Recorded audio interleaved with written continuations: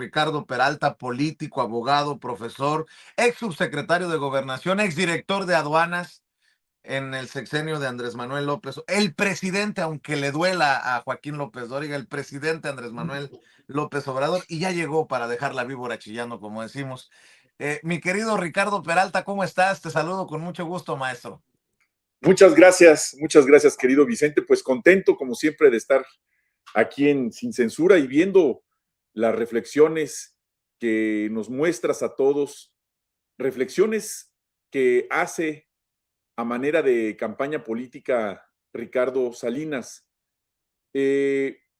Más allá de esa condición, yo quiero tocar hoy un tema que tiene que ver con todo esto, curiosamente, y fíjense cómo se comprueba una vez más cómo la historia es cíclica, no solamente cíclica, sino que además se repite en distintas condiciones, en distintos contextos, evidentemente en distintas épocas, pero hice una reflexión en una columna que escribí para el medio electrónico de El Soberano, que salió publicada el día de ayer, y se llama así: El hombre masa y los expertos del Internet.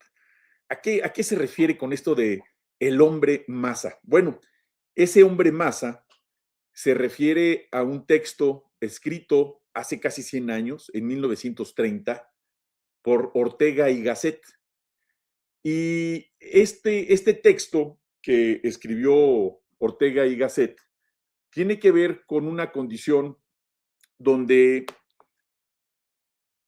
se debería de cuidar la opinión de las personas, porque todo mundo habla de todo. Todo mundo cree que por ver una serie en cualquier plataforma de narcotráfico lo convierte en experto en seguridad nacional.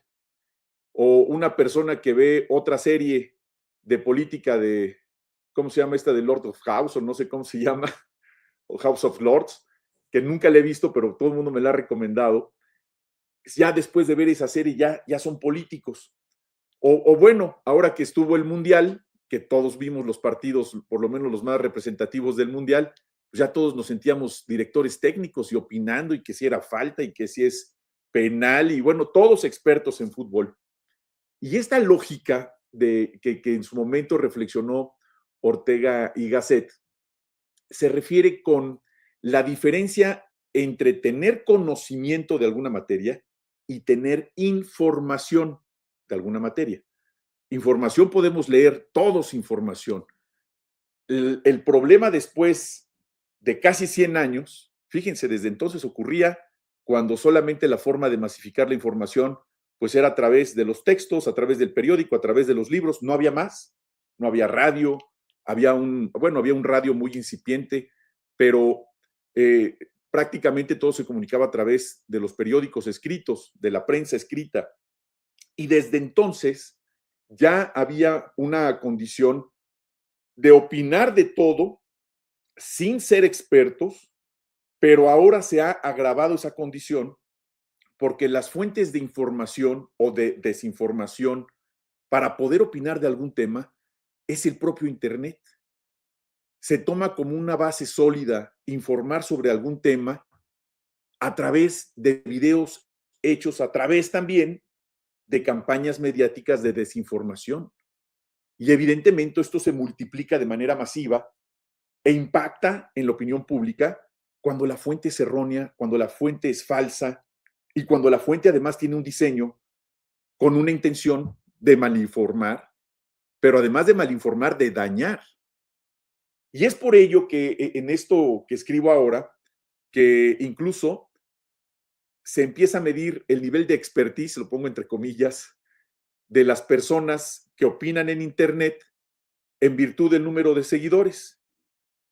Pongamos como ejemplo, si tienes 10,000 seguidores, pues ya tienes una licenciatura en una universidad autónoma del algoritmo. Ya como tiene tantos seguidores, lo que dices es verdad.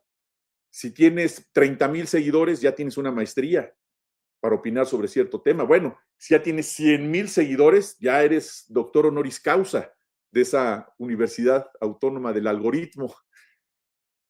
¿Cómo podemos romper con esa lógica hablando y dando la argumentación con fuentes fidedignas, con fuentes doctrinales, con fuentes que fomenten la verdad entre lo que hablamos, decimos, escuchamos y reproducimos? ¿Cómo hacer eso frente a una lluvia masiva de verdades a medias, de mentiras claras? ¿Cómo lo podemos hacer? Pues es una lucha literalmente de fuercitas, donde los que hablemos con la verdad, los que hablemos con fuentes fidedignas, con fuentes corroborables, no nada más hacer sentencias a través de las redes sociales, sino tener los documentos, tener las probanzas sobre lo que uno dice, para no contribuir precisamente a esa gran ola de desinformación que estamos viendo y que vamos a seguir viendo en el futuro. Todo esto nos lleva a una condición que yo he venido proponiendo, que evidentemente hay mucho que debatir al respecto, pero que tiene que ver con la difamación y la calumnia. Aquí mismo he comentado sobre la importancia de regresar a la legislación penal de nuestro país los tipos penales de la calumnia y la difamación, porque no es lo mismo lo que ocurría hace 26 años, en el año 2000, cuando no existía esta masificación de las redes sociales y solamente había otros medios de comunicación, y en el ejercicio propio del derecho que tenemos todos a la información y el ejercicio también de la prensa libre, que estoy totalmente a favor de la prensa libre y estoy absolutamente a favor de la libertad de expresión, pero todo derecho a la libertad de expresión, todo derecho a la libertad de prensa, como todos los derechos tutelados por la Constitución, tienen un límite. ¿Cuándo? ¿A dónde llega ese límite? Cuando se infringe otro derecho de otra persona. ¿Cuál es el límite en el caso que estoy hablando? Cuando se comienza a afectar a la persona, a la institución, a una política, a un medio también, ¿por qué no decirlo? ¿Cuándo? Cuando se esté mintiendo. No tenemos bajo ninguna circunstancia la justificación de emitir información que sea falsa por cualquier circunstancia. Es decir, es que el fin justifica los medios. No. Si es falsaria la información, si afecta a la población, si causa terror en la población, si causa desinformación, es una afectación a las audiencias. Ahora que está esta temática del derecho de las audiencias, también aprovechemos la coyuntura, aunque nos puedan llamar autoritarios, totalitarios, y que se quiera censurar, no es censura, es control y derecho de las audiencias también al derecho al honor, porque el desprestigio que se logra a través del descrédito emitido a través de noticias falsas, que vienen acompañadas de campañas. ¿Por qué? Porque van al objetivo de la obtención del poder. ¿Por qué le pegan a la presidenta Claudia Sheinbaum? ¿Por qué escuchar lo que acabamos de escuchar, que acaba de emitir Vicente Serrano en la declaración de Ricardo Salinas? ¿Por qué está llamando a no pagar? Si sabe, evidentemente sabe que es algo ilícito, está en la Constitución, es una obligación del Estado recabar impuestos y es una obligación de los gobernados, servidores públicos, trabajadores autónomos, profesionistas, amas de casa, todos tenemos la obligación de pagar impuestos, todos, no nos salvamos. Lo que es de Dios a Dios y lo que es del César al César. Es a como dé lugar. ¿Por qué lo están haciendo así? A pesar de que saben que es ilícito hacerlo, precisamente para provocar un ámbito de fantasía que no existe, en el cual ponen un escenario que forma parte de una gran campaña que viene plenamente diseñada desde el pasado, de lo que se conoce como guerra blanda. Esta guerra blanda es empezar a crear un ambiente en el cual, a través de los medios de comunicación, evidentemente de carácter masivos, donde se empiece a tener una percepción de que las cosas están muy mal, de que hay inseguridad, de que hay una mala economía, que hay un gobierno corrupto, ahora narcogobierno, Oye, narcogobierno Ricardo, bandido. Sí. en ese sentido pensaba en ti porque escuchaba con Lourdes Mendoza a Cabeza de Vaca, dos personajes que tienes perfectamente fildeados, hacer mención de Ricardo Peralta nuevamente. Cabeza de Vaca te trae atravesado ahí, ¿no? Ricardo Peralta. Oye, pues, ¿qué personajes? A ver, ahí es donde vemos que de plano está, pero flaquisísima la caballada, como se decía antes, ¿no?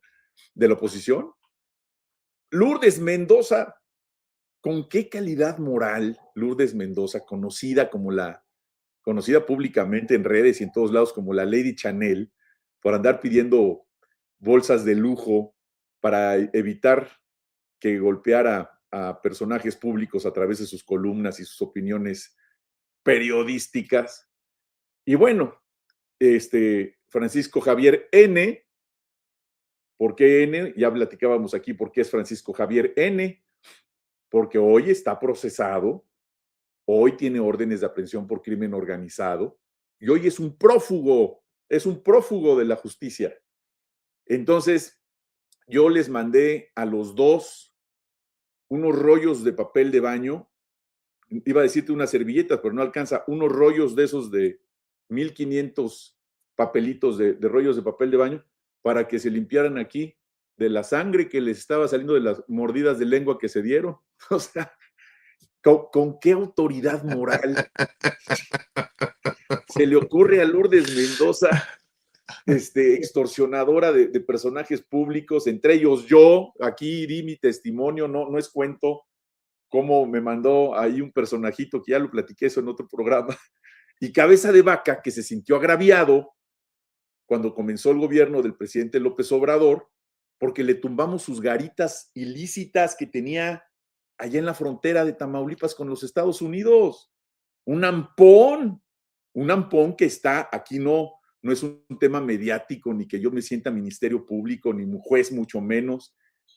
Es una condición de probanza de una investigación que tiene la Fiscalía General de la República, que ya judicializó y por eso hay una orden de aprehensión en su contra, y por eso el hombre no puede venir a México. Tan es así que no le alcanzó ni siquiera para que le pudieran dar una posición en el Poder Legislativo que buscaba precisamente para que esta inmunidad parlamentaria que otorga ser diputado o senador no lo alcanzara y con eso evitar la mano de la justicia mexicana. Por eso se quedó en Estados Unidos, por eso el PAN le dio un nombramiento de un partido político nacional en Estados Unidos.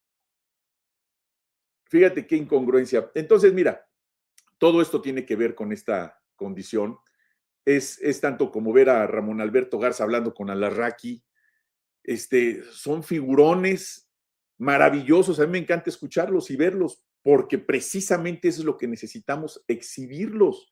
Esa es la podredumbre de los personajes de la oposición. Esa es la miseria de los voceros de la oposición. Ese es el nivel intelectual y el nivel discursivo que tienen los personajes de la oposición. Es muy enriquecedor para los que defendemos a la patria que estos sean los íconos de la oposición.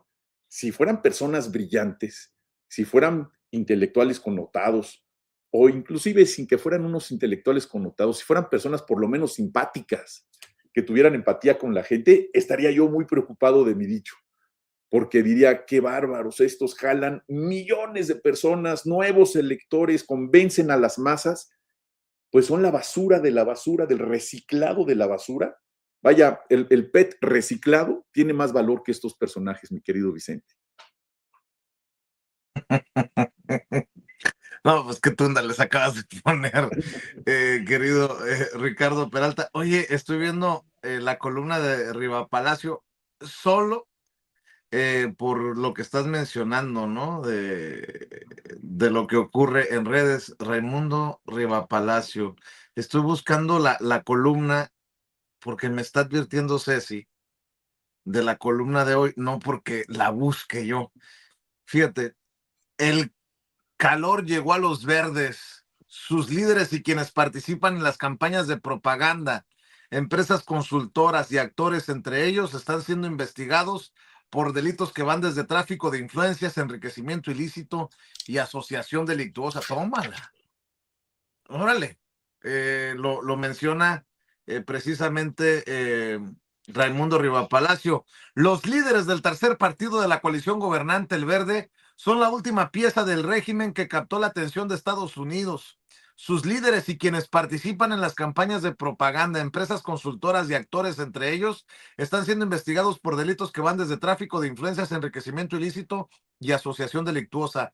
La información ya fue transmitida al gobierno mexicano, pero no se sabe si al menos hasta este momento se lo hayan comunicado a los dirigentes o se estén tomando acciones paralelas. El Partido Verde no tiene un liderazgo formal reconocido porque se dirige a través de una estructura de órgano colegiado. Es una mascarada, como ha sido así durante sus décadas de existencia mercenaria, porque opera bajo el control de sus liderazgos históricos, donde el jefe máximo es Jorge Emilio González, el heredero de un partido que nació familiar y que ha convertido en una empresa muy eficiente, donde lo que vende son votos al mejor postor.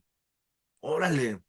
La información del gobierno de Estados Unidos proporcionada a México sobre la investigación a los dirigentes verdes y su apoyo propagandístico no incluyó los nombres de quienes se encuentran presuntamente vinculados con delitos de diversa índole, pero llama profundamente la atención que en la superficie no hay ninguno que tenga que ver con crímenes que pudieran ser del ámbito federal estadounidense.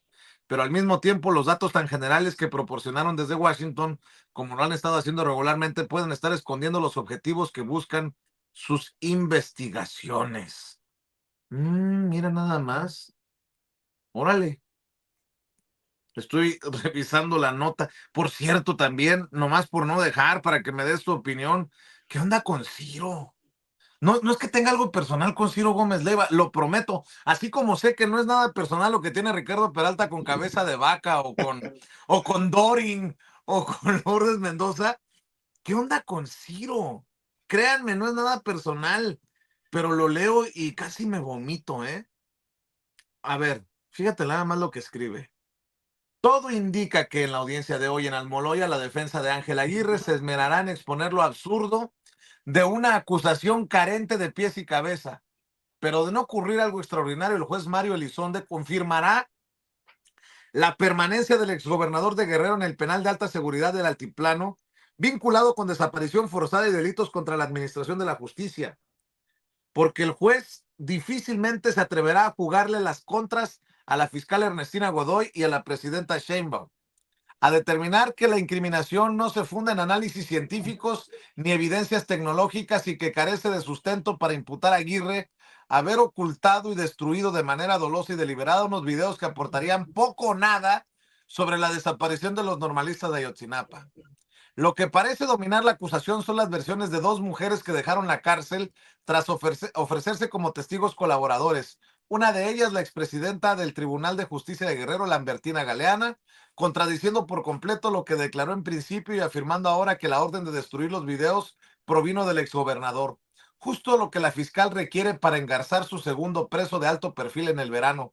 Después de Ernesto Rufo, dos presos que encajan a la perfección en la narrativa del régimen, los presos de Ernestina. Yo pregunto, tú que sabes, tú que eres hombre de leyes, como que en qué momento podríamos tranquilamente buscar justicia, perseguir a presuntos criminales para que estén tranquilos estos personajes y para que puedan darle crédito a la lucha contra la corrupción y la impunidad. Pues Ningún mira, chile les embona, nunca antes quedó mejor eso de ningún chile les embona, querido Ricardo Peralta. bueno, pues esa frase, como bien la refieres, eh, icónica clase del pasado, pero más aplicada ahorita más que nunca. Bueno, ¿qué te puedo yo decir? Tanto Raimundo Rivafalacio como Ciro Gómez Leiva, eh, sabemos muy bien que la empatía que tienen con este gobierno y el gobierno que fue del presidente López Obrador es nula. Todo lo que hagan, todo lo que puedan hacer en favor de la gente, lo que puedan hacer en favor del país y de la lucha por la soberanía y la dignidad de nuestra patria, pareciera que para ellos no solamente no es algo positivo, sino va en contra precisamente de los intereses que representan. Yo creo que son muy congruentes, mi querido amigo. Hay que ser muy claro y reconocerles que son muy congruentes con quienes les pagan. Yo creo que la línea editorial que ellos han venido diciendo y haciendo desde que comenzó la cuarta transformación ha sido esa. O sea, no es ninguna sorpresa para mí leer a Raimundo Rivafalacio, donde habla como si realmente tuviera una fuente de información desde los Estados Unidos o que aquí en México tuviera una puerta para que alguien, alguna fuente le estuviera dando información privilegiada, porque es absolutamente falso. Este señor, como sabemos, trabajó en las oficinas más importantes de comunicación social en la presidencia de la República, precisamente en la época de oro de la corrupción del PRI. Y ambos han estado siempre invitados en primera fila del poder cuando los recursos públicos muy importantes, los presupuestos públicos muy importantes para comunicación social, se hablaban en miles de millones de pesos y ellos fueron beneficiarios de todo ello. Y lo vemos en los videos que han existido, las fotografías que existen, cómo de manera incluso indigna saludaban a los presidentes de entonces. Los saludaban casi, a ver, el llamado besamanos. Bueno, estos se extralimitaban. O sea, les llenaban de baba Les, las les, manos les a los besaban otros funcionarios. lados. No, Les bueno, besaban otros. tenían que andar ahí con un trapito, con una franela para limpiarse la mano, porque no era beso, eso era otra cosa. Ahí lo vimos. Era una supeditación. ¿Por qué?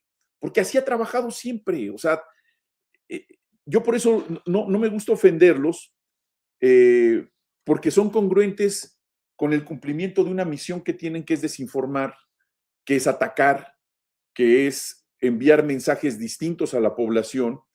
Y la población, precisamente por el tema que hablaba yo del hombre masa, que se siente conocedor de todos los temas y todos opinan y todos dicen, y mi respeto para los profesionales de la información como tú, que por cierto has merecido varios premios relacionados con tu profesión de periodista. El Premio Nacional de Periodismo no lo gana cualquiera. Y estos reconocimientos pues son al trabajo periodístico digno, al trabajo periodístico veraz, que tiene fuentes fidedignas. Pero cuando estos personajes actúan en congruencia con lo que les indica, pues son congruentes con su patrón, son incongruentes con las realidades, son incongruentes con la verdad y son incongruentes con lo que realmente sucede en nuestro país. Hay una circunstancia que se les olvida a muchas personas. Cuando hablan de narcogobierno, cuando hablan de que la inseguridad está imparable, ¿realmente hay alguien que se crea que la inseguridad y la problemática de nuestro país comenzó hace 8 años? ¿Hay alguien tan ignorante, tan insensible, con tal problema de amnesia de pensar esa condición? Hace 7 años, hace 8 años comenzó el problema en México.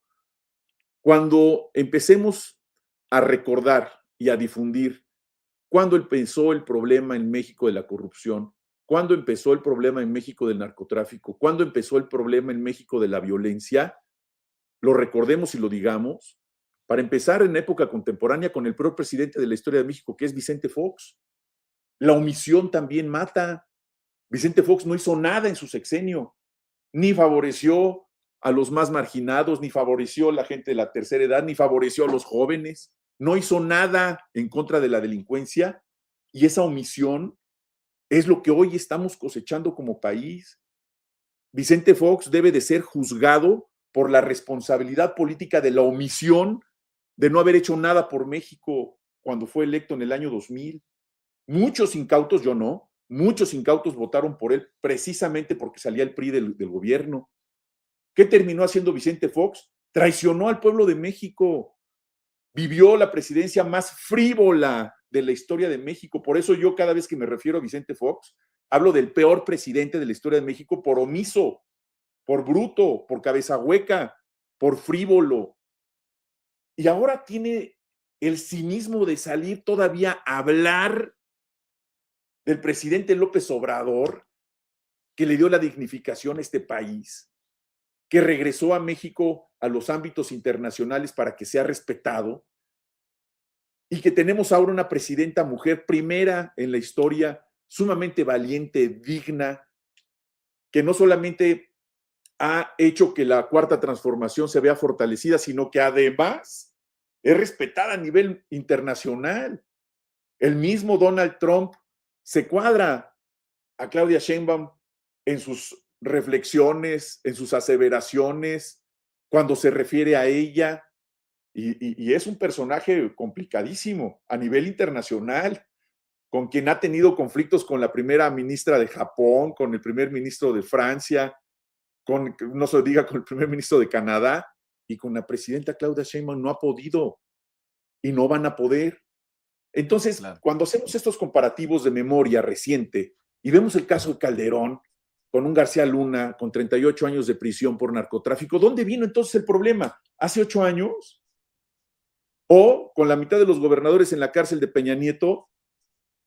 ¿Cómo le hacen todos esos personajes, incluido Calderón, para viajar por Europa y regresar y dar conferencias?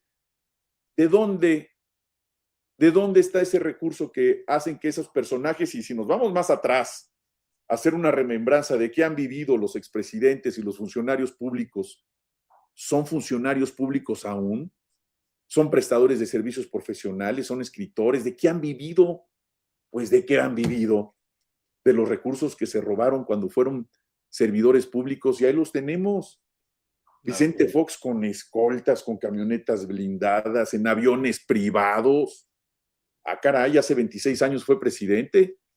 Pues ahora sí, como dicen los clásicos, ¿quién pompó, mi querido Vicente? Entonces, hagamos esa reflexión, mi querido Vicente. Por eso, esto que me preguntas de estos personajes de opinión, de estos periodistas que alguna vez hicieron periodismo y hoy simplemente cobran por mentir, pues la respuesta está ahí. ¿De dónde vienen? ¿De dónde han tenido sus recursos? Y como dicen los clásicos, y aún hay más.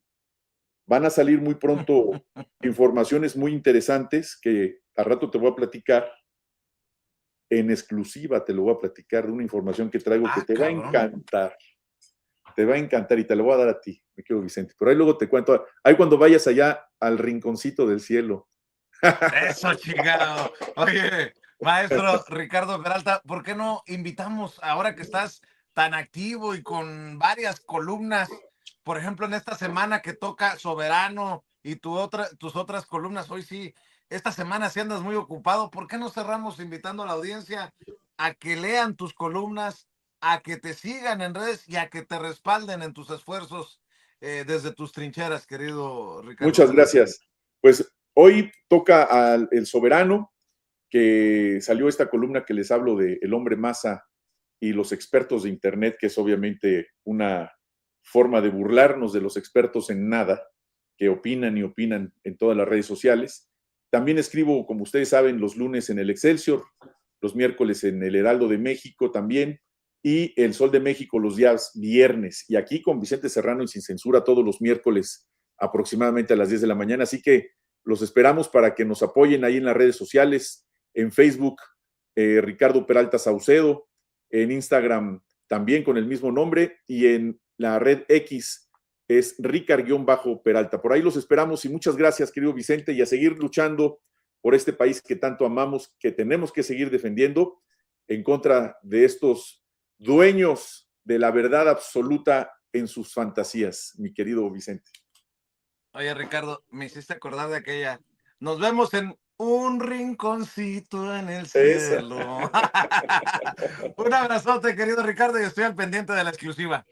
Órale, amigo, un abrazo con cariño. Órale, Nos vemos. gracias, Hasta el luego. maestro Ricardo Peralta hablando con nosotros sin censura.